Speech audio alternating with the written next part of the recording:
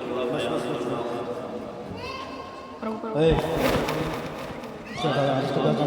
हमारे पास शान मुबारक वक्त है कि जो चीज़ आज यहाँ के 3 तालिब इल्मों को अल्लाह अपनी इज्जत से नवाजी है, 2 बच्चियों को अल्लाह ने नवाजा है, ये आज ऐसी मुबारक मजलिस है, ऐसा मुबारक मौका है कि अगर दुनिया की सारी दुनियावी ताकत भी ख़त्म कर दी जाए तो मैं समझता हूँ कि ये नसीब होने वाली नहीं है।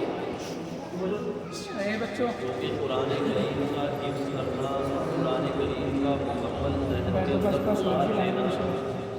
दुनिया की कोई भी चीज़, कोई भी किताब, दुनिया का कोई भी रिसाला, दुनिया का कोई भी अखबार, दुनिया की कोई भी रिपोर्ट, दुनिया की कोई भी खबर जिस तरह से आज भी कुरान करीम दुनिया की एक लाइन भी हिफ्ज़ नहीं कर सकती। कुरान करीम के ताल्लुक से पूरे कुरान करीम को आदमी अगर चाहे तो हिफ्ज़ कर सकता है, चाहे तो कुरान करीम को पूरा मुफस्सर पढ़ सकता है,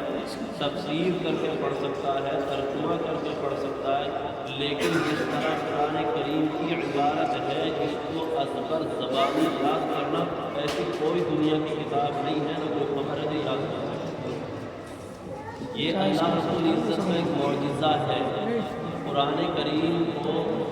पढ़ लिया, हिफ्ज़ कर लिया, और जब तक ज़िंदगी रहेगी, जब तक उसके हिफ्ज़ याद रहता है, और आप सुबह से शाम तक अपने रिसाले में, अपने अखबार में, अपने मोबाइल में कोई खबर सुनें और पढ़ें, और फिर आपसे कहा जाए कि इसको दोबारा ऐसे ही पढ़ कर सुनाओ जैसी लिख कर आई थी, तो नहीं पढ़ सकते।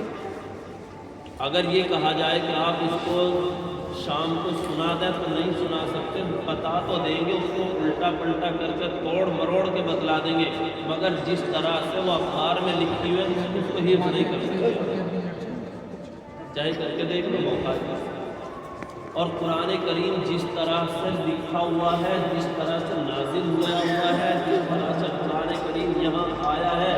और जैसा आज मौजूद है क़यामत तक इसी तरह मौजूद रहेगा। और चाहे जब से इन बच्चों से, तालिब इल्मों से सुन लो, दिन में, रात में, रास्ते में, सफ़र में, हज़र में, घर में, चाहे जहाँ सुन लो,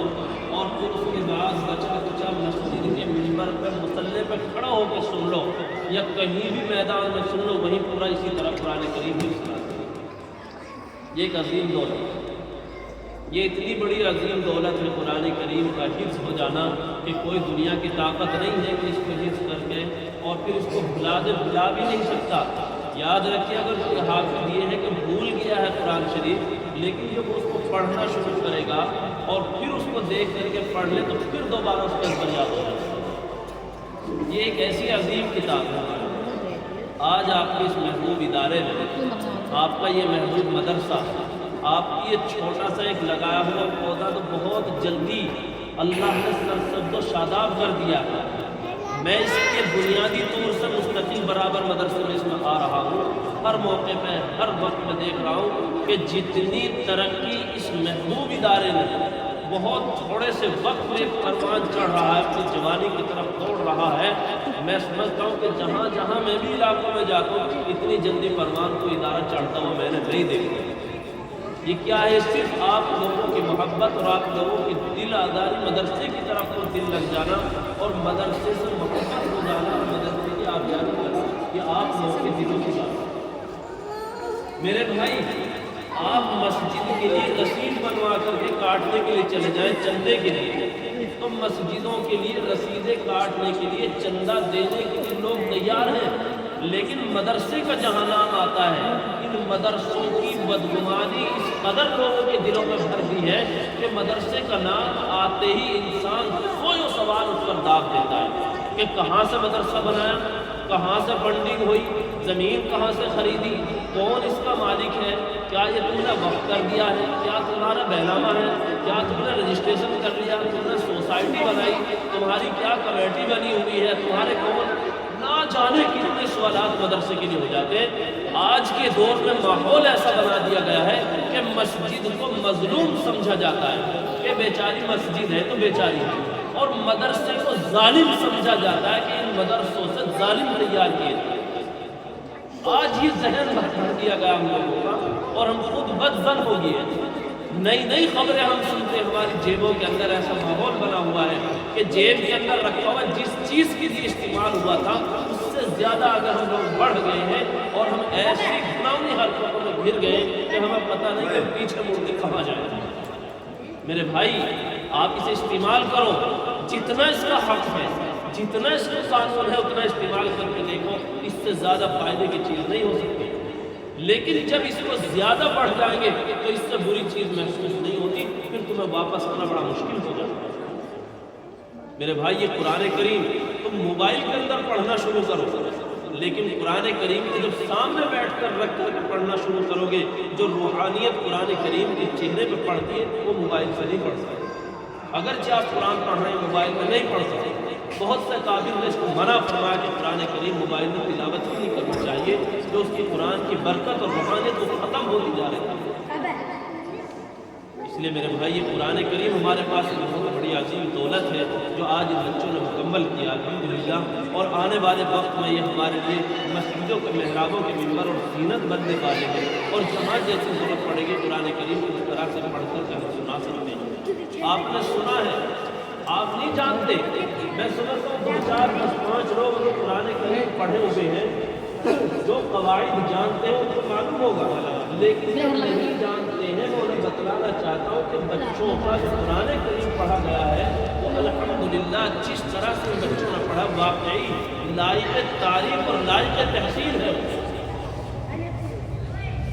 قرآن کریم بڑے قواعد کے ساتھ استاد محترم نے پڑھا رکھا ہے، بڑی محنت کے ساتھ پڑھا رکھا ہے، اپنا علم اس کے اندر اتارتا ہے۔ ایک نابینا وہ آنکھ بند کر کے پڑھتے تو سناؤ خبر یاد کرو، اور پورے دن آنکھ بند کر کے بول کو خبر کو دیکھو، کچھ نہیں بتا سکتے۔ اور اس نابینا حافظ بنانا ایک بڑا عجیب کمال کا معجزہ ہے۔ حافظ نابینا کو حافظ بنانا کتنی بڑی بات ہے، اس کے ذہن کے اندر اتارنا، پورا قرآن اس کو یاد کرانا، یہ بڑی عظیم دولت ہے۔ تو میرے بھائی آج اس موقع میں ہم لوگ جمع ہوئے ہیں، کوئی لمبی چوڑی تقریر کرنے کا موقع نہیں ہے۔ دوسری چیز ایک اور آج کا موقع ہے کہ آج ہمارے ملک کے اندر یوم جمہوریہ بھی منائی جائے۔ میں نے ایک حدیث پڑھی جس کے اندر اللہ کے نبی نے فرمایا کہ حب الوطن من الایمان، اپنے وطن سے محبت کرنا یہ بھی ایمان کا حصہ ہے۔ اللہ کے رسول مکہ شریف سے جب نکل رہے تھے، بار بار سے مدینے کی طرف جا رہے تھے، تو مڑ کر کے پیچھے کو اپنے وطن کو دیکھ رہے تھے، مکے واپس مڑ کر دیکھ رہے تھے۔ وطن سے محبت اتنی ضروری چیز ہے، اللہ کے رسول نے فرمایا کہ وطن سے محبت کرو۔ آج یہ ہمارا وطن، ہمارا ملک آج جس پوزیشن پر کھڑا ہوا ہے، آج ہمارے اکابر اگر قربانیاں دیے ہوئے نہ ہوتے میرے بھائی، آج ہم اس طرح سے یہاں کھلے عام بیٹھے ہوئے نہ ہوتے۔ خوب دیکھیے، جو اسلامی کنٹری، اسلامی ملک کہے جا رہے ہیں، وہاں کا بھی حال بدحال ہو رہا ہے۔ اگر لوگ گھر سے نماز کے لیے چلتے ہیں تو واپس نماز پڑھ کے آنے کی ان کی امید بھی نہیں ہوتی، ایسے بھی حالات ملک کر دی گئی۔ یہ ہمارے اکابر کی قربانیاں ہیں، جو آپ نماز پڑھنے کے لیے مسجد جاتے ہیں اسے کو گھر پہنچاتے ہیں۔ مسجدوں میں جو اسلامی ملک کہنے والے ان میں بم بلاسٹ ہو گئے، نمازی سارے تباہ و برباد ہو گئے، انہیں پتہ ہی نہیں کہ ہم وہ نماز پڑھ کے واپس بھی لوٹیں گے، لیکن ہمارے اکابر نے قربانی دے رکھی ہے۔ اس لیے بتلا رہا ہوں آپ کو،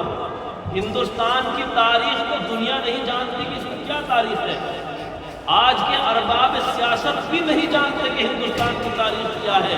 1857 اس لفظ کو سب جانتے ہیں، 57 سے پہلے کتنے دکھ برداشت کرے اسے بہت کم لوگ جانتے ہیں۔ 1831 میں ہندوستان کی جنگ آزادی شروع ہوئی تھی۔ شاملی کے میدان میں بدقسمتی سے جنگ آزادی کو علماء ہار گئے تھے، اور 1831 میں جب جنگ آزادی شروع ہوئی انگریزوں کے خلاف، 1803 میں ہندوستان میں ایسٹ انڈیا کمپنی پورے طور سے جب ہندوستان پر قابض ہو چکی تھی، اس وقت شاہ ولی اللہ محدث دہلوی رحمۃ اللہ علیہ نے انگریز کی چال کو بھانپ دیا تھا کہ اب انگریز کیا کرنے والا ہے، تو اس وقت شاہ ولی اللہ محدث دہلوی رحمۃ اللہ علیہ نے